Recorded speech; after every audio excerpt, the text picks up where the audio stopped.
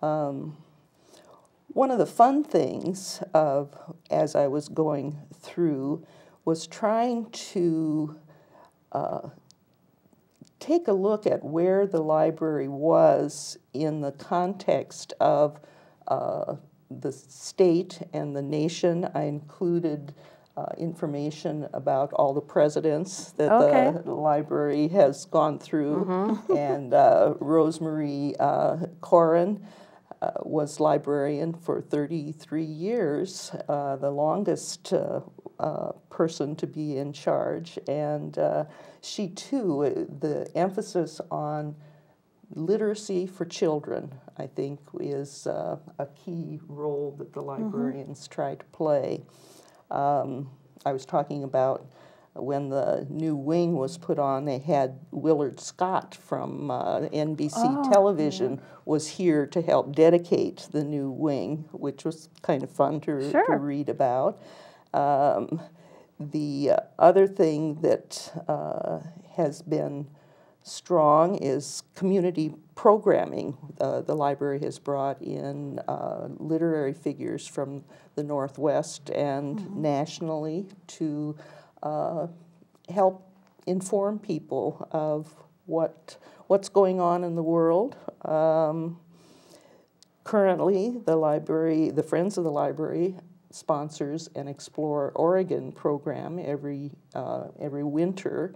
And just this last Sunday, the former state librarian, Jim Chepke, was here to talk about the history of libraries nationwide as well as Oregon. And he reinforced the notion that libraries equals literacy equals someplace for the kids to stay off the streets, we hope. Sure, I see that they're showing us a little B-roll of maybe the current interior of the library. Okay. Jill, you might want to say. That's Chris Lutzak. He's our teen librarian. He's been with as a McMinnville native. He does lots of programs for the teens, including anime and manga nights, gaming nights.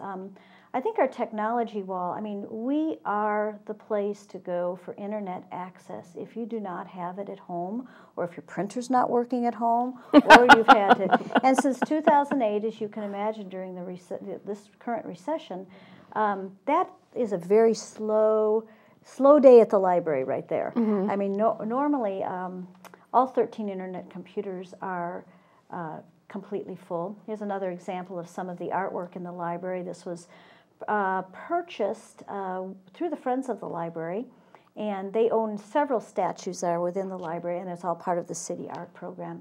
It's a little bit of, we just finished our Explore Oregon programs, and we had belly dancing, we had digital photography, we had the Mac ukulele group, we had, and last week the Jim Shepke.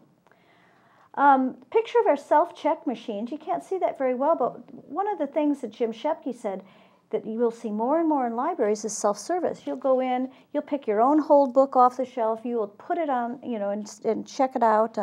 You can do your fines, you can do your reserves, you can have book lists all through your own internet or coming to the library and making that available. This is Kirsten Dennis. I want to tell you that woman is reading 366 books this year. She's reading a book a day, and she'll do it. And it won't be children's books. She will do it. Wow. She's been on the library staff for a long time. Kind of a picture of the nonfiction area. When we first opened up the edition, it was arranged much differently. Fiction was in a different place. We had a huge genealogy section and local history. We had to kind of change that as we grew. We had lots of space. But we took over that very, very quickly because we have over 104,000 items in the library now to check out.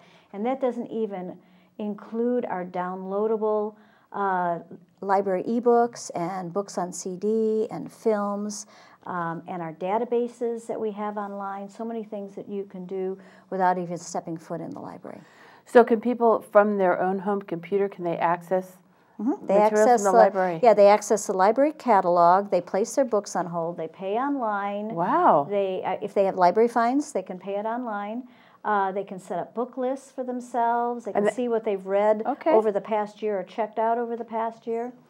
That's a quick shot of the children's library. Boy, we are really feeling how tight space is in the children's library because families want to go there and have the experience of being there. We have 6 internet computers for the children. 3 are game computers loaded with preschool early literacy games, and then we have actually 4 internet computers that also have games bookmarked but are used for a lot of other things that the older kids usually like to play with. But many of those computers, especially the game computers, were purchased by the Friends of the Library. I can't say enough about the Friends of the Library group and the Library Foundation in the support they've been able to give the library in these very challenging times. We're getting 6 new laptops. Oh, this is a wonderful, Joe Velasic carved this back in 1982, and he was a wood carver from Carleton, I believe. I can't remember. But anyway, it's a beautiful, beautiful rendition of the library. We're going on a tour here into the mystery and science fiction area. The old part of the library, the Carnegie Library, it currently houses our fiction section. So we have general fiction, science fiction, and mystery. And that's a beautiful building. It really, really is, if you haven't been there. And the rest of the addition that was done in 1982 really tried to mirror some of the architectural aspects of the original library. I think it really went together very well. It's really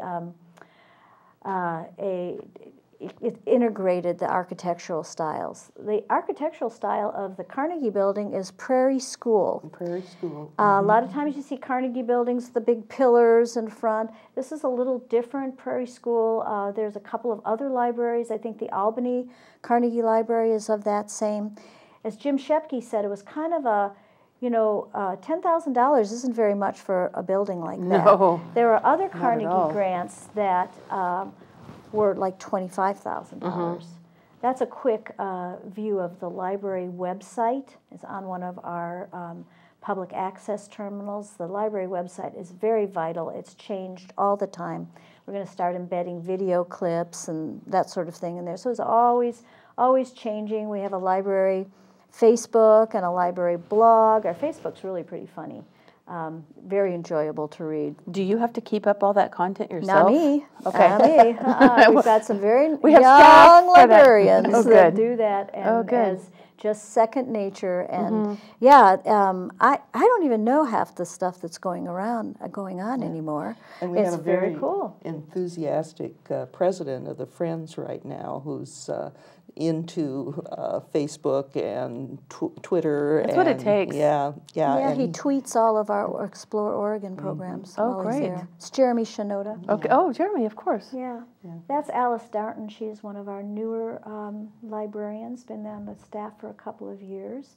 The reference desk is a very busy place. We try to staff it with 2 people at least. And one of the reasons is many people are coming in and they have gotten Kindle ebook readers for Christmas. Right. They have no idea how to set it up.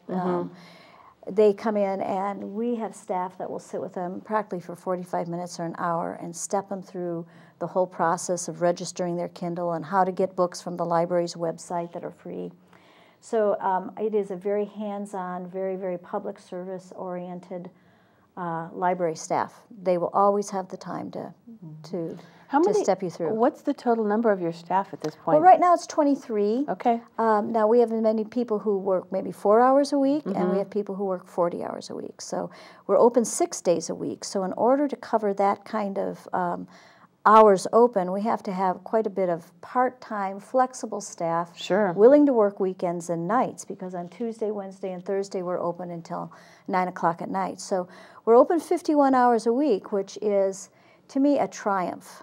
I mean, where other libraries are being closed completely, reducing their hours, our city council and the support we have from the city council and the city manager, we think it was in 2008 we opened Sunday hours again, and that's all year round, not closing in the summer. So I think having the library open on Sundays is really amazing. Sundays has been a very good day. It's a very different day. People come after you know, having a leisurely morning, and we're open from 1 until 5. And it's still the internet, you have to realize, is a vital link to people.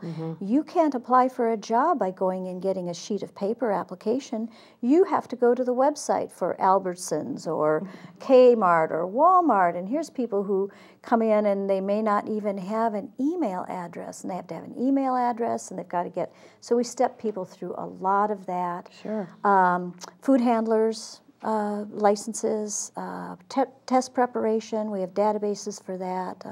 We really try to make it, this is your library where you can learn, you can extend yourself, you can learn a new skill, and you can, you know, have help in making decisions and learning about what you need to have to survive in this newer technology life and workplace. I think it's indicative, too, that the Carnegie building sort of anchors this, and 100 years from now, probably there won't be a Carnegie building, but there will be all of these services that enthusiastic librarians like Jill will continue to offer. Sure. We call it the virtual library. Yes. I think that probably the building will always hold down a space in town. It anchors 3rd Street. Of course. I think, you know, hopefully we'll have some expansion, if not at that location, maybe have some satellite libraries or places as McMinnville grows to get library services out in the neighborhoods, you know, north, south, you know, so that, you know, if you have difficulty getting downtown. Oh, absolutely. And I think, you know, in terms of just being a place for people to go, I know you've got the story hour for the toddlers, that's always really popular. I mean, little kids love to come and have a story read to them. We actually have 3. It's so popular, the toddler story time, that we have to have 2 sessions of it. 2 45-minute sessions. That's great, though. And then we have the 4- and 5-year-old story hours on Tuesdays. We now have Spanish story hour. We have intercambio, which is where you can practice Spanish, English. Spanish speakers practice their English. English speakers practice their Spanish. That's been going for years at the library. Another literacy piece for adults. Everybody talks about early literacy, and that is the thing that we do the best. We're also trying to get in there, how can we help with adult literacy? How can we help with technology literacy? You don't even call it technology, because technology is just the whole fabric of our being. It's not a separate thing anymore. It just pervades everything. So how can we help to bridge the gap for some people who've kind of been, you know, you snooze for 6 months and you lose, you know. It's Absolutely. like that. Or sometimes I think people think, oh, well, I'll catch up later, and by the time they make the decision to jump in, it's overwhelming to some extent. So that's a wonderful resource. Yeah, so we step people through that, and you know, we've got a mission. You know, they say if you ever think that libraries are dead, you know, look at the statistics. I mean, we're checking out more things and a faster curve of circulation than you can imagine. And at the other end of the scale, Jill mentioned the toddler story hours. You've got the assistance for retired folks like me. Sure. You know, as it happens, I sort of grew along with computers in my profession, but there are a lot of folks out there.